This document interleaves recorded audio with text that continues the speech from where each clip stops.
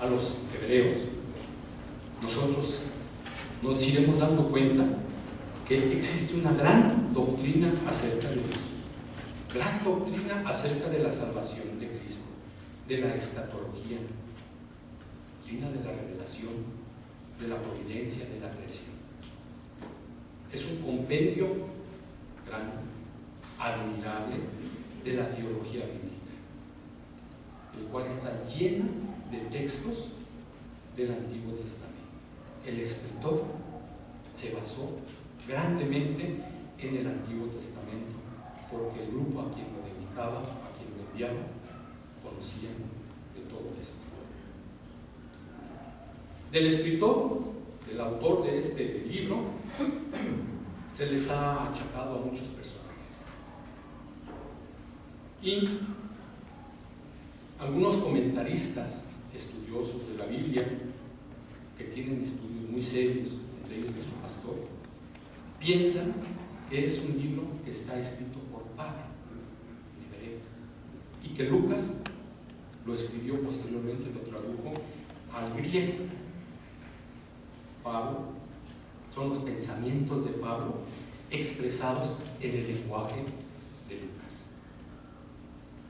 Lucas conocía muy bien a Pablo, convivió con él mucho tiempo, anduvo en sus viajes misioneros, fue su médico, anduvo muy cerca en el ir y venir de Pablo en su apostolado. Entonces sabía muy bien de los pensamientos que tenía Pablo. Bueno, haya sido quien haya sido el que escribió este libro, a nosotros nos debe quedar bien claro, debemos estar bien convencidos que este es un libro que el Espíritu Santo inspiró, y a eso nos debe dar tranquilidad, porque está dirigido hacia nosotros del mismo Dios. El pueblo o la gente a quien fue escrito este libro, los destinatarios, la carta estaba dirigida a los judíos cristianos, a los judíos que se habían convertido al cristianismo. Y casi todos ellos, a quien se les escribió este libro, pertenecían ya casi a la segunda generación de nuevos cristianos. Pero ellos estaban en peligro de cometer apostasía, de abandonar la fe en Jesucristo, de apartarse del Dios vivo. En esa época, el confesar ser cristiano o el estar extendiendo el nombre de Cristo podía significar la muerte. Eran invitados al circo, pero no como espectadores. El ser cristiano en esa época significaba que podían llegar hasta la muerte. Entonces, Pablo, el escritor de este libro, les anima para que ellos no dejen su fe, para que ellos estén confortados en lo que el Señor tenía que expresarles. Se decía que el tema principal de este libro es hacer resaltar la preeminencia de Cristo, el privilegio que Dios le concedió a Jesucristo de tenerlo en un lugar especial, porque en él recibe toda su plenitud. En los primeros 4 versículos es un gran tratado para que nosotros podamos darnos cuenta de quién es nuestro Señor, quién es aquel que está representando todo ese resplandor de Dios, quién es el que teníamos y que es la imagen misma del Señor, la misma sustancia de Dios. Jesús es Dios, la segunda persona de la Trinidad, en quien Dios mismo se complace de llamarle mi Hijo. Y sabemos que en Lucas dice: este es mi Hijo amado, en quien yo me complazco, en él tengo yo contentamiento. Además, en estos primeros 4 versículos nos enseña que el Señor está desempeñando de manera continua los 3 oficios a los cuales el Señor le llama, de profeta. Dice que Dios ha hablado en los primeros tiempos a través de los profetas, pero que luego lo hizo a través del Hijo, lo hizo a través de Jesús. Él nos vino a comunicar el mensaje de Dios. En estos postreros días, nosotros hemos sido los que hemos escuchado el mensaje de Dios. Y en ello hemos escuchado las riquezas del reino que Él nos tiene preparado. Sacerdote, Él efectuó la purificación de nuestros pecados por medio de sí mismo, con su sacrificio vicario. Al derramar su sangre en la cruz, Él nos lleva ante el Padre para presentarnos como justos. Solamente por el derramamiento de sangre nosotros podemos entender esto.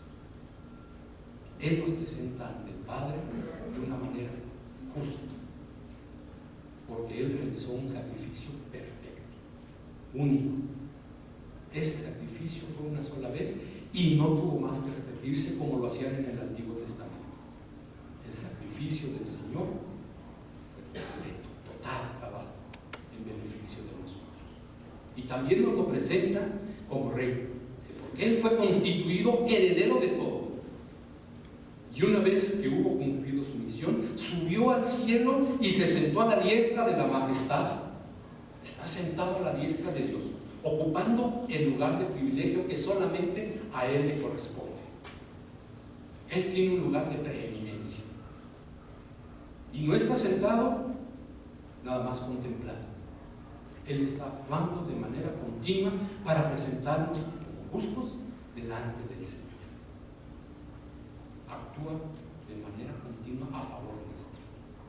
En Colosenses 1, 15 a 16, el apóstol Pablo nos dice que Jesús es la imagen del Dios invisible, el primogénito de toda la creación, porque en Él fueron creadas todas las cosas, las que hay en los cielos y las que hay en la tierra, visibles e invisibles, sean tronos, sean dominios, sean principados, sean potestades. Todo fue creado por medio de Él y para Él. El Hijo es Dios. El Hijo irradia la gloria del Padre, expresa el carácter de Dios mismo. El escritor, el autor de esta carta, nos lleva a entender la riqueza que hay en Jesús. Y aunque a veces nuestro entendimiento es corto, no podemos tener el completo conocimiento, nos va explicando de tal forma que nosotros podamos comprender mejor. Por eso es que dice que Jesús fue hecho tanto superior a los ángeles, sumamente más grande que los ángeles, y que a Él le fue dado más excelente nombre que a ellos. Gran privilegio de nuestro Señor. Entonces, una vez que hubo explicado todo esto, nos da una introducción en 4 versículos. La verdad es que cada versículo necesitaríamos tenerle y dedicarle mucho tiempo, porque es un gran tratado de teología. Y para que no se pierda la gente que está escuchando el mensaje del Escritor, en el capítulo 5 vuelve a captar la atención y hace una pregunta retórica. Una pregunta retórica es aquella que tiene la contestación en la misma pregunta. No necesita respuesta, porque la respuesta ya está implícita en la pregunta. Entonces, esa pregunta dice: ¿a cuál de los ángeles Dios le dijo, tú eres mi hijo? La respuesta, pues, es a ninguno de ellos. Nadie de ellos tiene ese privilegio que Dios le haya dicho, tú eres mi hijo. No existe comparación, porque los ángeles son los mensajeros del Señor. Ellos están al servicio de Dios. Ellos son los encargados de expresar el mensaje que Dios les ha comisionado transmitir. Ellos tienen esa función. Son criaturas hechas por Dios, pero encargados de ser mensajeros del mensaje de Dios. Da a notar la comparación tan grande entre Jesús y los ángeles, ya que anteriormente Bueno, ya está la fecha. Hay pseudo religiones que piensan que Jesús es un ángel y que comparte el mismo cargo que los demás ángeles, quitándole así la divinidad que tiene nuestro Señor Jesucristo. Pero qué equivocados están, porque en la palabra de Dios nos da suficientes bases para que nosotros sepamos que Jesús es la imagen viva de Dios, es la misma sustancia que el Dios Padre. En los versículos del 5 al 14, en estos 10 versículos hay 7 pasajes del Antiguo Testamento. Está plagado de mensajes que ya ellos conocían. De estos 5 pasajes, de estos 7 pasajes, 5 son de los salmos, los otros son de los profetas menores. Pero el escritor apela al Antiguo Testamento para que a los oyentes les quede muy claro quién era Jesucristo, qué puesto ocupaba en el reino de Dios. Y eso mismo nosotros tenemos que entender. Son pasajes bíblicos con los que los hebreos estaban muy familiarizados. Ellos en sus cultos leían y cantaban los salmos. Ellos en sus cultos leían a los profetas. Entonces, no era nada nuevo que les trajera esto a sus mentes. Jesús tiene el nombre que es sobre todo nombre. Y a Dios le complació darle ese título. A los ángeles, las criaturas de Dios, solamente les llama ángeles, mis mensajeros. Aquellos que están supeditados a lo que yo pueda decir. Ellos no se mandan solos, no tienen autonomía. Están solamente comisionados a cumplir el mensaje de Dios. Y están comisionados a esto, y nosotros ya tenemos referencia. Si recordamos la historia, hay ángeles anunciando a José y a María el nacimiento de Jesús. Aparecen otra vez los ángeles anunciando a los pastores el nacimiento del Mesías prometido. Aparecen otra vez los ángeles avisando a José y a María que tenían que partir hacia Egipto. Hay ángeles avisando a las mujeres cuando fueron ante la tumba del Señor a decirles: ¿por qué buscan entre los muertos al que vive? Y hay muchas otras tantas historias bíblicas en donde aparecen los ángeles como mensajeros del Señor. En el versículo 7, que dice que Dios es el creador de todo, nos menciona que hace a sus ángeles espíritus y a sus ministros llama de fuego. Esto hace referencia a los ángeles. Que nosotros en las lecturas que hicimos hace rato, de advertencia y la de promesa, tomamos algunos de estos textos bíblicos. Y ahora, cuando dice que hace a sus ángeles espíritus y a sus ministros llama de fuego, evoca al Salmo 104, que dice que Él, Señor, hace a los vientos sus mensajeros y a las flamas de fuego sus ministros. Con esto nos enseña que los elementos de la naturaleza cumplen el mandato de su Creador. Y de la misma manera que el viento y que el fuego denuncian que fueron creados por Dios, asimismo los ángeles anuncian que son criaturas que están al servicio de Él. Así como el viento y como el fuego. El creador del universo, el creador de todo lo que existe, arriba en el cielo, abajo en la tierra, está ocupando a sus ángeles como puede ocupar cualquier otro elemento de la tierra. A los ángeles les ha dado un trato especial, pero su situación es bastante inferior a la supremacía que tiene el Hijo. Por eso, cuando Dios hace llegar a este mundo a su Hijo primogénito, Él hace llegar a este mundo a su primogénito. Y dice primogénito porque quiere resaltar el honor que tiene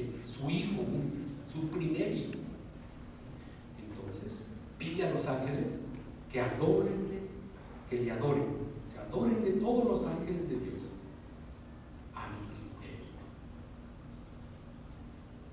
Y cuando el Señor aparece en la tierra, cuando Él nace, sabemos que había coros celestiales, coros de ángeles que cantaban gloria a Dios en las alturas, manifestando el contentamiento que Dios había tenido con este hombre. Gloria a Dios en las alturas, era el canto que se escuchaba esa noche.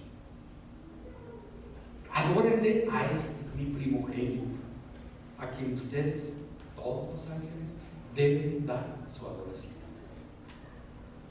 Y para que la enseñanza fuera verdaderamente significativa, el autor nuevamente trae a la mente de los que estaban escuchando los Salmos 45, versículos 6 y 7, y posteriormente utiliza el Salmo 102, versículos 25 y 27, y los liga para hacernos entender cuán grande es el nombre de nuestro Señor Jesucristo. Salmo 45, 6 dice: tu trono, oh Dios, es eterno y para siempre. Es cetro de justicia, es el cetro de justicia, es el cetro de tu reino. Has amado la justicia y aborrecido la maldad.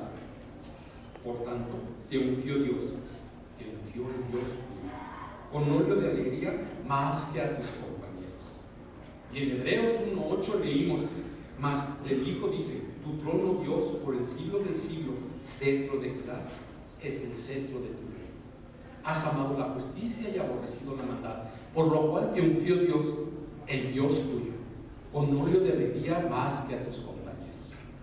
Hace enfatizar nuevamente la divinidad del Hijo, afirmando la duración eterna de su reino. Él es el creador. Él fundó el universo. Y además dice que es el sustentador. No nada más lo creó y lo dejó que siguiera funcionando.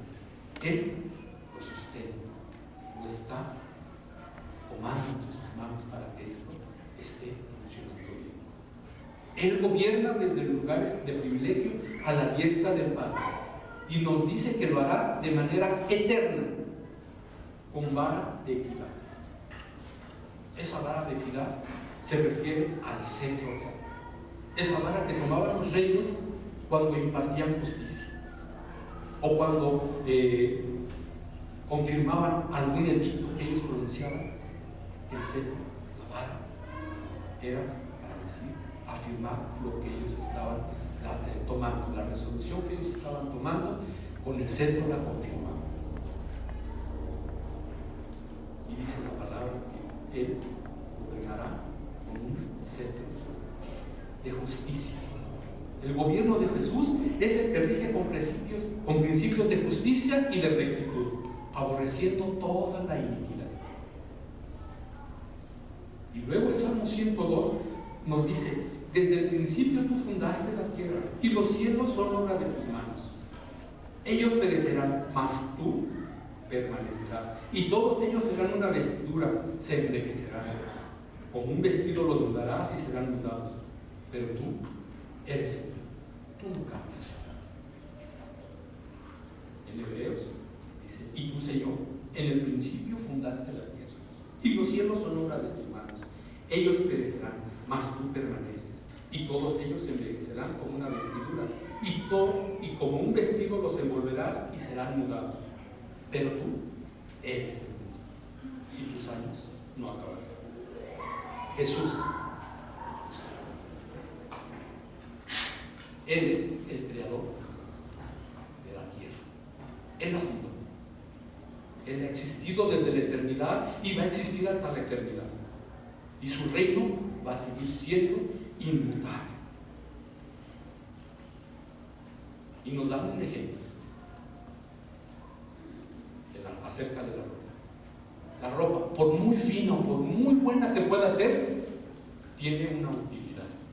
Y cuando llega el fin de esta utilidad, ya que está vieja, decolorada, raída, ¿qué hacemos? La envolvemos y la desechamos, la guardamos o la tiramos, aunque sea muy buena. Todo cambia y se deteriora, excepto el que hizo todo, el Creador. Él es inmutable, Él no cambia.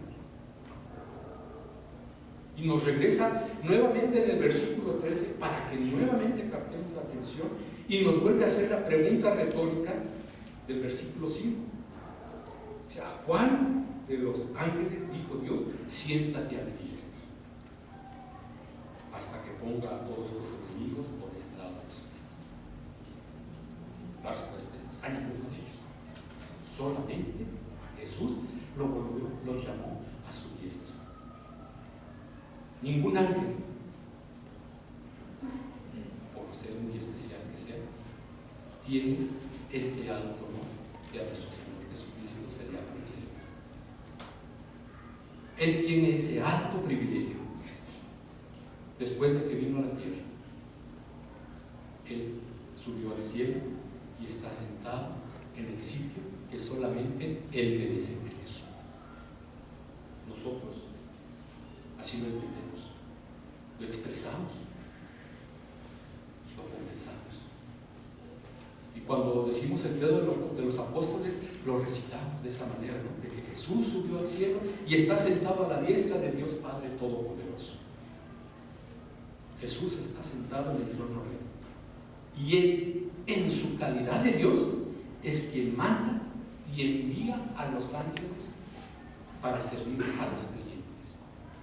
Jesús es quien manda a los ángeles para servir a los creyentes. Los ángeles son espíritus que son administradores, o sea, encargados. Este es su oficio. Ellos están encargados del bienestar de los que han de heredar la salvación. Ahí estamos nosotros. Gracias a nuestro Dios por ello. Jesús mismo envía a sus ángeles a efectuar esta misión. No hay duda que el Señor Jesucristo es mismo y que Él constituyó ángeles para esa misión. Y esos ángeles tienen que estarle dando loor todo el tiempo. Y eso también nosotros tenemos ese gran poder de estarle dando loor, la alabanza que solamente Él merece. Yo quisiera acabar esta mañana haciendo una pregunta. ¿No es acaso Jesús el único que merece estar sentado a la diestra del Padre? La respuesta, pues, está implícita. Sí. Él es a quien todos los ángeles deben adorar. Adórenle todos los ángeles de Dios. Eso mismo también nos corresponde a nosotros. Vamos a dar gracias a Dios. Te alabamos, te bendecimos, Padre Celestial, y damos muchas gracias porque tú has dado a nuestros hermanos, porque le has dado amor, que es sobre todo amor. Gracias, Señor, porque juntamente con todos tus ángeles nos permites darte toda nuestra adoración. A ti sea la gloria por los siglos de los siglos. Amén. Vamos a ponernos en pie. Vamos a orar para despedirnos y luego cantamos la oración. Gracias, Padre bendito, porque nos has permitido estar juntos, nos has congregado para alabar y bendecir tu nombre. Gracias, Señor, porque abres tu palabra y nos la enseñas. Te agradecemos todo lo bueno que eres con nosotros y que expresamos nuestra adoración porque tú eres bueno y porque para siempre es tu misericordia. Ahora juntos, unidos, decimos: Padre nuestro que estás en los cielos, santificado sea tu nombre. Venga a nosotros